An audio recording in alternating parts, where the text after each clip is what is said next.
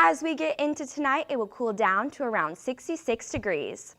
Looking ahead to tomorrow, the temperatures should again reach 66 degrees with a low of 42 degrees. Precipitation continues on Thursday with half an inch of rain expected to shower on the upcoming Halloween festivities. I'll have your forecast for the rest of the week later in weather.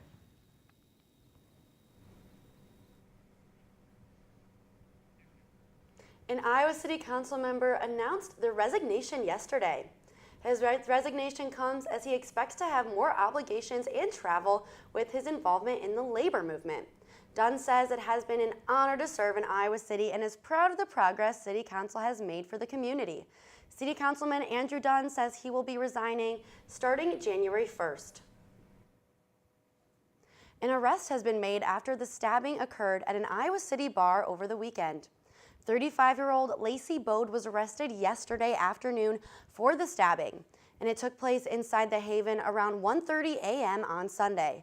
Bode was charged with multiple counts of assault, willful injury, and going armed with intent.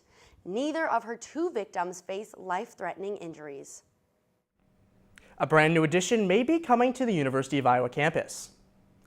The university plans to spend over $20 million on the purchasing of the Old Cap Mall. The University of Iowa already owns 55% of the old Capitol Town Center, which they refer to as the University Capitol Center. The deal is expected to be complete on October 1st, 2027. The presidential election is only 6 days away, and early voting is available for Iowa City residents. Voters can cast a ballot today at the Johnson County Auditor's Office from 8 a.m. to 7 p.m. and from 8 a.m. to 5 p.m. until Friday. Weekend voting is also available from 9 a.m. to 5 p.m. on Saturday and noon to 5 on Sunday. The last day of early voting is Monday from 8 a.m. to 5 p.m. The University of Iowa's College of Education is giving teachers the chance to educate the next generation. The college is sending teachers to counties throughout Iowa as there is a great need for them in rural areas. Subjects like math, science, and the arts are in the highest demand for new educators. The goal is to help fulfill over 50,000 open teaching jobs throughout the state.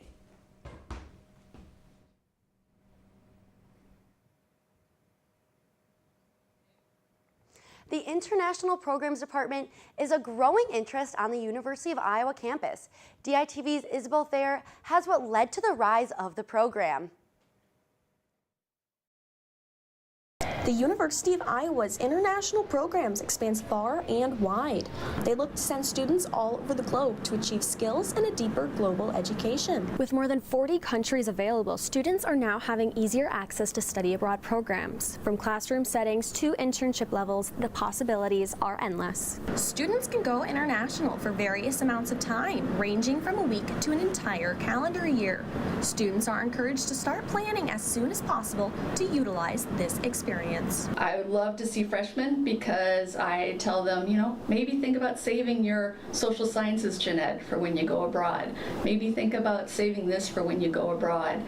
Mention to your academic advisor you want to go abroad, so when you're doing your MyUI plan, it's part of that. COVID-19 hit the international programs hard, but student interest is now back and at an all-time high.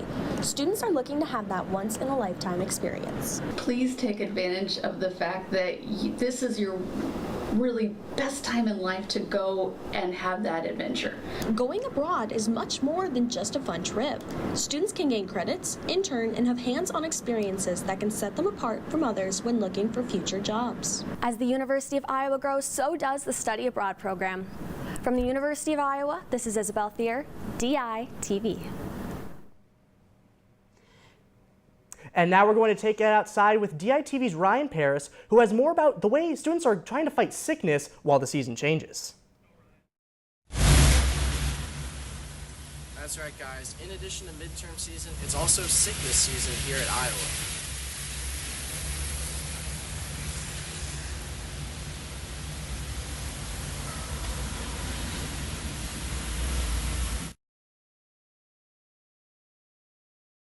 or a fever, some students are juggling their education with their health.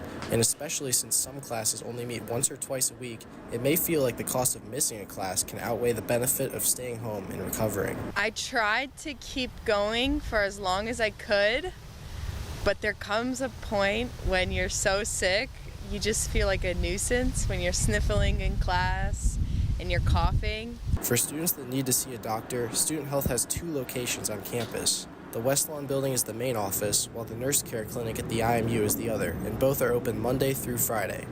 If a student is prescribed medicine after a visit, it's just as important to finish the prescription as it is to take it in the first place. Because if there are any of the pathogen left in your body and they're still alive, they build up a resistance to that antibiotic, and then they're stronger when they're infecting someone else. The spread of infections can be attributed to various causes, such as students being in a new environment, living in close quarters in dorms and in the classroom, and changing their habits. And while it may be difficult to make the call to miss a class, some students believe it's the right decision in the end. Take medicine. Just don't go to class if you don't have to. I mean, you can catch up later. It's worth being healthy. As final season approach, many students are still encouraged to attend as many classes as possible despite the university having an excused absence policy. From the West Lawn building, Ryan Ferris, DITV. Now, Jace, I have a treat for you. If this doesn't get you into the Halloween spirit, I do not know what will. But coming up today, we're celebrating an iconic symbol of Halloween. And the rest of your weather forecast, along with a creepy look into sports. We'll be right back after this break.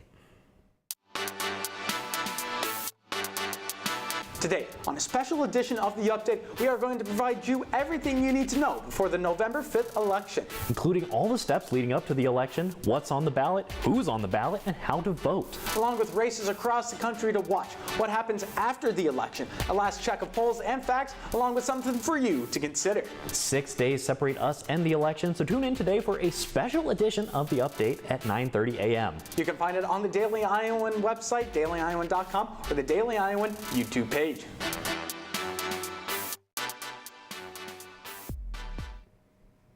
Welcome back to our spooky show. Now, Jace, I was a little upset seeing that it's supposed to rain on Halloween. And you know, let's just hope it clears up beforehand. So let's take a look back outside with Elizabeth for the forecast for the week ahead. Thanks, Hannah and Jace. Strong storms may be on the horizon for this Halloween weekend. Heading into the back half of the week, wind speeds are expected to range between 13 to 20 miles per hour with strong gusts up to 40 miles per hour. Friday, we are expected to see temperatures that range from highs in the mid-60s to lows in the mid-40s. Saturday brings the new month and is expected to reach the upper 50s with lows in the lower 30s. Saturday and Sunday have a chance of finishing out the week with severe winds and rains over the holiday weekend. Rain may be on its way, so Iowa City may want to try to stay warm and dry this weekend. Back to Hannah and Jace in the studio. Thanks, Elizabeth.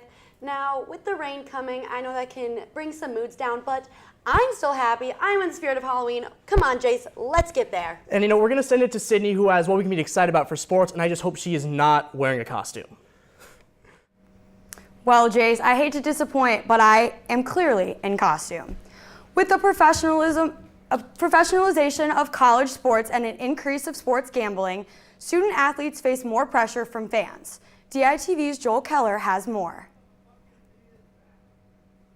Earlier this month, the NCAA and Signify Group released a completed study showing a jarring amount of social media harassment towards all college athletes.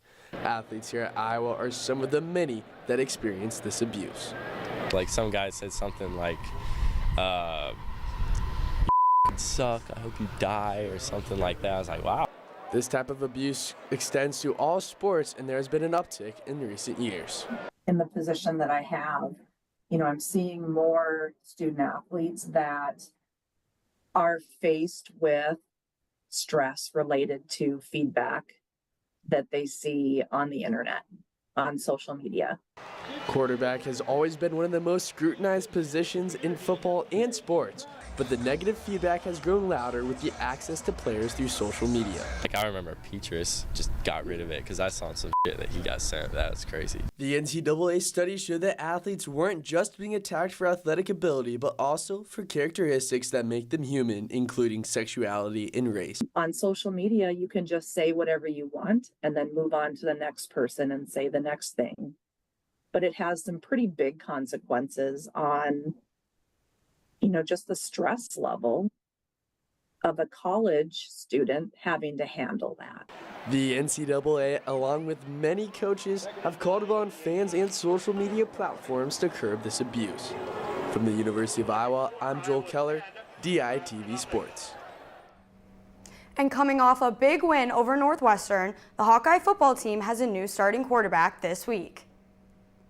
Following a big hit in the second quarter, Cade McNamara would take a seat and backup Brendan Sullivan would come in to lead the Hawkeyes. Under Sullivan, Iowa would score 28 points in the third quarter alone, setting Iowa up for a big victory. Head coach Kirk Ferentz said Cade McNamara is listed out of the game this weekend, and Brendan Sullivan is ready for his first start in the black and gold. Concussion, yeah, so he's been ruled out. Hasn't been able to phase back in at all yet, so that's number one, but he's soaring other places too. Hit the turf pretty hard. Preparing the same. I mean, every week I've tried to prepare like I'm the starter, and so I feel like that part stays the same, just trying to have a little more confidence going into it that, okay, I'm in this position for a reason, and then I'm going to do what I got to do. Sullivan will lead the Hawkeyes this Saturday as they battle the Badgers for the Heartland Trophy at 6:30. Coming off a historic season to remember, the Iowa Hawkeyes women's basketball team is excited to begin a new chapter in their program. With the loss of an outstanding senior class, the Hawkeyes entered the 2024 season unranked for the first time since 2020. They will look to prove doubters wrong as they tip off their season tonight with an exhibition match against Missouri Western at 6:30 at Carver Hawkeye Arena on Big Ten Plus. With winter sports season starting up, a pair of Hawkeyes basketball players have been named to some exclusive award watches. Both junior forward Hannah Stolke and senior guard Lucy Olson were named to the Naismith Trophy Award watch list, which is given to the best player in women's college basketball. Olson, who transferred from Iowa from Villanova this summer, was also one of 20 players named to the Nancy Lieberman Award watch list, which is given annually to the best point guard in women's college basketball. The Hawkeyes volleyball team had a scary month of October and has definitely been giving them nightmares. The Hawkeyes are currently sliding as they find themselves on a 5-game losing streak and currently post a measly 1-7 record in the month of October. The Hawkeyes will look to turn their season around this Thursday when they square off against the Ohio State Buckeyes at 6:30 in Columbus, Ohio. Definitely some big things to look out for this week, so now I'm going to send it back over to Hannah and Jace.